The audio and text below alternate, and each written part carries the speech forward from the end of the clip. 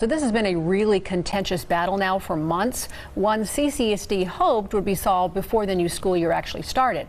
But the dispute has only escalated, with teachers now stuck at a stalemate with their employer. So let's take you back to the very beginning and bring you up to speed here. Contract negotiation talks first began, this was back in the last spring.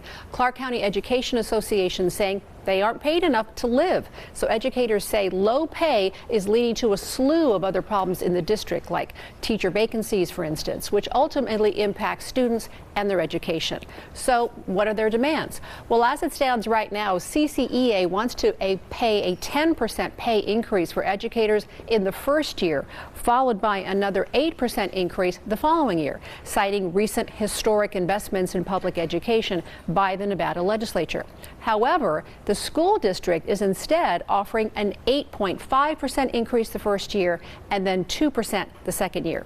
CCEA responding to the offer Friday, saying in part that the proposal only increases the disparity between frontline educators and highly paid administrators.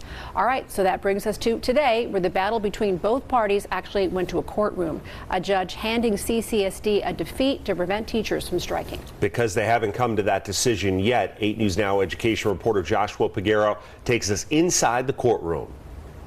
A judge on Tuesday morning denied the Clark County School District's request for an injunction to prevent the teachers union from striking, saying there isn't enough evidence that one will occur. There is not enough at this stage right now for the court to say that unless enjoined, that a strike will occur. That decision, a setback for CCSD, who sought to use public statements CCEA's executive director John Vallardita made as threats of a strike. Mr. Vallardita has indicated that he's already been directed by his membership that if they don't have a contract, there will be no school. But the union's attorney, Bradley Schrager, undercut that argument, telling a judge there is a difference between threatening to strike and striking. What conduct are you stopping? You're stopping someone from obeying the law that they're obeying now anyway?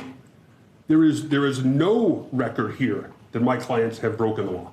It is illegal for public employees to strike in Nevada. If they do, an organization could face $50,000 per day in fines, plus $1,000 a day for union officers and employees. What's causing an impasse between CCEA and CCSD is teacher pay. The teachers union wants a 10% increase the first year and 8% the following year, while CCSD is offering 8.5% the first year and 2% for year two. The CCEA will have a meeting on Saturday where members will vote on what the next steps will be if a contract isn't approved by then.